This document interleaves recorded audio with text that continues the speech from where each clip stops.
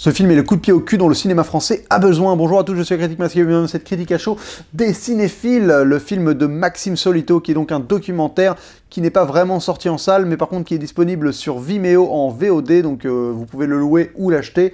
Voilà, je vous recommande fortement d'aller voir ce film, pour plein de raisons. Donc de quoi ça parle les cinéphiles? Écoutez, les cinéphiles, c'est un documentaire qui à la base parle de la cinéphilie à l'heure actuelle, qu'est-ce que c'est d'être un cinéphile, et qui doucement en fait va devenir une espèce de tribune, un espèce de procès du cinéma français actuel, du CNC, des manières dont le cinéma français n'est pas forcément financé, mais dans la manière dont les films sont faits, pourquoi on fait autant de films et pourquoi on fait les films qu'on fait à l'heure actuelle en France, et tout ça de manière assez critique, et aussi une critique du public. Bref, ça pose un vrai constat de qu'est-ce que c'est le cinéma français dans les années 2010, et ça essaye de poser des problématiques en donnant 2-3 solutions, 2-3 voies, mais surtout essayer de nous faire réfléchir sur ce qui est devenu cette industrie. Et honnêtement, ça fait froid dans le dos, quoi. Ça fait depuis quelques temps que j'essaye de faire absolument une vidéo sur le cinéma français pour expliquer un peu le désamour que j'ai actuellement avec le cinéma français et dont je pense ne pas être le seul à vivre. Je trouve qu'il y a beaucoup de gens qui se désintéressent totalement du cinéma français à l'heure actuelle. Voilà, on navigue vraiment, c'est un peu cliché de le dire, mais c'est ça, on navigue vraiment entre les comédies populaires un peu pourries, vraiment cyniques, vraiment...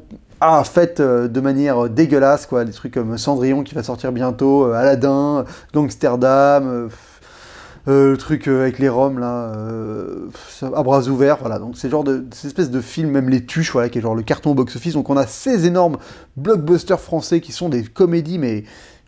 ouais, des comédies bas de gamme, quoi, qui franchement, qui font bander personne, mais qui cartonnent. Et de l'autre côté, on a des drames, voilà, on a des films d'auteur qui sont majoritairement des drames. Et en fait, il y a tout un problème dans le cinéma français qui est de pourquoi on n'a pas autre chose, on n'a pas vraiment une diversité, alors qu'on a un système de financement qui est là pour justement permettre une diversité, vu que le financement du cinéma français ne se fait pas forcément par le fait que les films vont marcher ou pas. Il y a des films qui existent parce que le CNC leur donne certaines différentes aides qui leur permettent d'exister, et le CNC n'est pas régi par un système qui fait que le film est là pour marcher. Certains films existent parce que c'est pour la beauté du geste un peu. Et malgré ce principe-là, on se retrouve avec quasiment pas de film de genre. Et en fait, c'est le propos qui est au cœur des cinéphiles, et donc Les Cinéphiles est un super documentaire qui est très bien fait, qui explique et qui pose vraiment la problématique, et qui essaie de comprendre pourquoi on a un déficit de films tripants, de films qui nous fait plaisir, de films qu'on aime chez les autres pays, des films comme les films d'Edgar Wright, des films comme les films de Spielberg, des films qui sont des films de genre, parce que ça peut être de la SF, ça peut être de l'aventure avec un truc comme Indiana Jones, du western, enfin bref, tous les genres qui existent, et pourquoi ça en France, on n'arrive pas à l'avoir, malgré le fait que le CNC est supposé être là pour financer tous les cinémas. Et ça, les cinéphiles le fait magistralement, quoi. Le film est assez jouissif parce que déjà il a quelqu'un du CNC en interview, et je vais pas tout vous expliquer ce qui se passe et tout vous révéler parce que c'est assez intéressant, mais il a une manière d'interview, beaucoup d'interviews qui sont diluées au fur et à mesure du film, et il y en a un donc du mec du CNC, il le piège. Il y a vraiment on le piège, on le met face à des contradictions, et c'est à la fois jouissif et à la fois effrayant, quoi, de se rendre compte à quel point les gens qui tirent les manettes et qui sont derrière les ficelles de cette industrie en France sont pas la même vision du cinéma que ce qu'on aimerait voir, quoi. Enfin, il y a vraiment un décalage grand, et c'est vraiment horrible, et ce film met ça vraiment très très bien en évidence. Le film parle de plein de choses aussi, hein, parle de la cinéphilie à l'heure actuelle, donc ça commence comme ça. C'est bien qu'il y ait un film qui se pose et qui explique qu'à l'heure actuelle, je pense que la cinéphilie a rarement été autant vivante. Alors ça rejoint la vidéo que j'ai fait cet été sur l'âge d'or de la cinéphilie, parce que ça raconte que les films des cinéphiles actuels, à l'heure actuelle, sont hyper pointus, avec les différentes analyses sur Internet, la manière dont les communautés sont créées. Enfin, on a vraiment une manière d'analyser le cinéma qui est, je pense, beaucoup plus dense qu'avant, du fait du nombre de personnes qui sont capables de le faire et des médiums utilisés pour le faire. Donc le cinéphile parle de ça. Les cinéphiles, c'est un film qui aussi critique la manière dont les gens sont représentés dans le cinéma en France. Voilà, donc c'est un film qui a beaucoup d'intervenants qui viennent raconter leur vision du cinéma, de l'industrie, leur façon de penser sur le cinéma. Enfin, il y a beaucoup de choses. Il y a des gens très intéressants qui parlent. Il y a par exemple Rafik Djoumi, qui est un critique vraiment hyper passionnant. T'as Céline Sciamma, la réalisatrice de Bande de filles et de celle qui avait écrit Ma vie de courgette. Il y a Robert Ospian, qui est un scénariste. Il y a beaucoup de gens qui sont interviewés et qui créent illustrer ce documentaire, parce que c'est vraiment une suite d'entretiens avec des images pour les illustrer, et donc il soulève énormément de problèmes. Et donc il y a des phrases franchement qui résonnent longtemps après le film. Vous pouvez voir la bande-annonce qui est sur Dailymotion si vous voulez savoir à peu près de quoi ça parle, mais voilà, moi je vous conseille vraiment de louer le film ou de l'acheter sur Vimeo, ça vaut le coup. Honnêtement, ce sera de l'argent bien investi plutôt que d'aller voir 90% des films au cinéma à l'heure actuelle. Vaut mieux payer son petit Vimeo et regarder ce film-là, ça va vraiment être instructif, et vous me direz ce que vous en avez pensé. Il y a des phrases vraiment qui résonnent, il y en a un qui dit, il y a un intervenant qui dit, mais tout le monde, le monde se fout des films qu'on produit en France, quoi. On en produit 300 par an, et tout le monde s'en branle. Et il a tellement raison, putain. C'est horrible, c'est primaire comme phrase, mais oui, il a tellement raison. On est un des pays qui produisons le plus de films au monde, je crois qu'on est genre 5e ou 6e au monde, on est premier européen, on produit plus de 300 films par an, donc ça fait un truc comme 6 films par semaine, ou 5 films par semaine qui sortent, enfin, c'est aberrant. Et les films n'ont pas le temps de vivre, donc ils ont les 3/4, personne n'en a jamais entendu parler, et tout le monde s'en branle. T'as plus un film français qui crée l'événement, jamais, quoi. Enfin, tu dois en avoir 2 par an sur 300, c'est ridicule. En plus du fait que, comme je disais, sur les 300, je crois qu'il y a un truc comme 4% ou 2% des films qui sont rentables.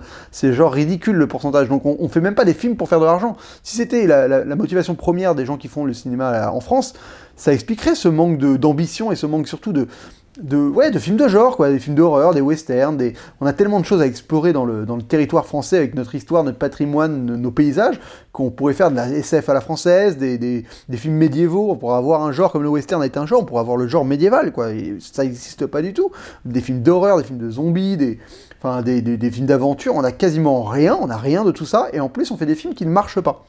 Donc c'est quand même un vrai mystère que les cinéphiles, essayent de percer, quoi. Alors, il y a un scénariste, à un moment, Robert Ospian, qui dit justement que quand tu arrives avec un film de genre en France, les gens trionnent, quoi, tellement c'est mal vu.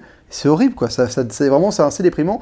Et le documentaire est vraiment un appel à la consommation, à prendre conscience de la manière dont on consomme des films au cinéma et à vraiment décider de choisir ce qu'on va voir, de privilégier certains films pour... il fait le manifeste que ton ticket de cinéma, c'est vraiment une déclaration et ça, c'est un acte politique.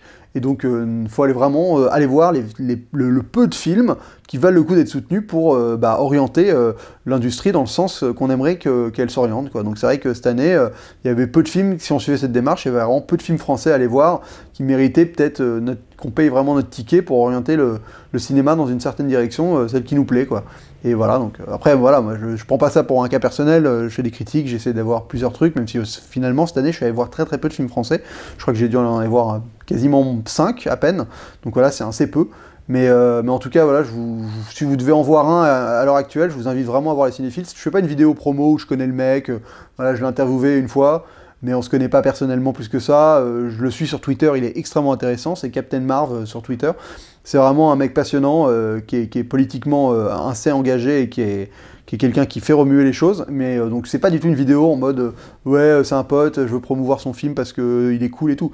Non, c'est juste que son film, j'aimerais beaucoup qu'il circule et que les gens réagissent un peu et qu'il fasse réagir un peu la sphère cinéphile des gens qui consomment des films, parce que c'est un film qui pour moi correspond totalement à ma vision du problème actuel sur le cinéma français et il vaut vraiment le coup d'être vu. Après, il n'est pas parfait, hein, il y a par exemple tout un passage où je trouve qu'il critique un peu, par les images, l'illustration, il critique Bruno Dumont et par exemple la série Petit Quinquin, et c'est un passage où il parle de technique. Et c'est vrai que c'est pas forcément le meilleur passage, parce que moi je trouve que Bruno Dumont, pour le coup, c'est un des rares réalisateurs qui tente des choses et qui propose des contenus un peu de genre, un peu différents, un peu original, qui a sa vraie patte. Donc bon, je trouve que c'est un peu bizarre de lui taper dessus dans ce contexte-là, parce qu'il y a tellement d'autres mecs sur lesquels on pourrait taper. Mais voilà, mais il y a quand même, voilà, cette critique sur la technique est pas forcément la mieux amenée non plus, parce que ça devient un peu nébuleux. Mais c'est vraiment des petits défauts qui pour moi n'empiètent pas sur le fait que le discours est vraiment hyper important et donné de manière hyper intelligible, de manière... C'est-à-dire que tu peux pas le constater... Ce qu'il te dit dans le film, tu peux même pas le... dire bah non, c'est pas vrai. Enfin, tu peux même pas dire non, je suis pas d'accord. C'est juste que c'est des faits, c'est chiffré, il met des gens face à des contradictions et tu peux pas ne pas être d'accord, quoi. À un moment, c'est une vérité, faut l'accepter. Maintenant, c'est qu'est-ce qu'il faut faire pour essayer d'y remédier à ce problème-là, parce que le problème est prouvé par A plus B. Et des fois, c'est comme ça. Et donc, ce film fait ça très très bien. Voilà, écoutez, je vais lui donner la note de 4 masques sur 5, parce que documentaire important, fait de manière assez indépendante, pas beaucoup de moyens, mais on sent une vraie force de cinéphilie derrière, un vrai discours politique, une vraie force de conviction, quelque chose à dire, et moi ça m'a vraiment plu. C'est un film important, donc si vous devez aller voir un film actuellement, franchement, mais laissez-vous tenter, ça vaut 6 ou 10 balles, je sais plus, mais ça vaut le coup, voilà, je vous le recommande fortement. Donc écoutez, ce sera tout pour cette vidéo, n'hésitez pas à la partager pour faire découvrir un peu ce film à d'autres gens, parce que si vous avez vu le film, partagez-le aux gens, et ça vaut le coup que ce film tourne, j'aimerais bien que ce film fasse un peu parler de lui, quoi, parce que il provoque des choses, et j'ai vu que j'aimerais bien que les lignes bougent en France pour pas qu'on se tape les Tuches 4, ou même le crossover les Tuches Camping, là, et que ce soit le blockbuster de l'année prochaine, là, ça va être horrible. Bref, que les choses changent un peu, et qu'on arrête de se farcir tous ces films pourris, et qu'il y ait un vrai cinéma autre que ce qu'on nous propose actuellement qui existe, un cinéma un peu avec d'autres choses, quoi, des films d'aventure, des films de guerre, des films de genre, des westerns, des braquages, enfin tout ce que j'aime voir dans les autres cinémas en France, quoi, un peu. Plutôt que de voir 2 polars qui se battent en duel par an, et 90% de drame, et le reste des comédies, et pas de films de genre, quoi. Bordel. Bordel. Voilà, ce sera tout pour cette vidéo. On se retrouve très vite pour une prochaine critique, et d'ici là, bonne toile!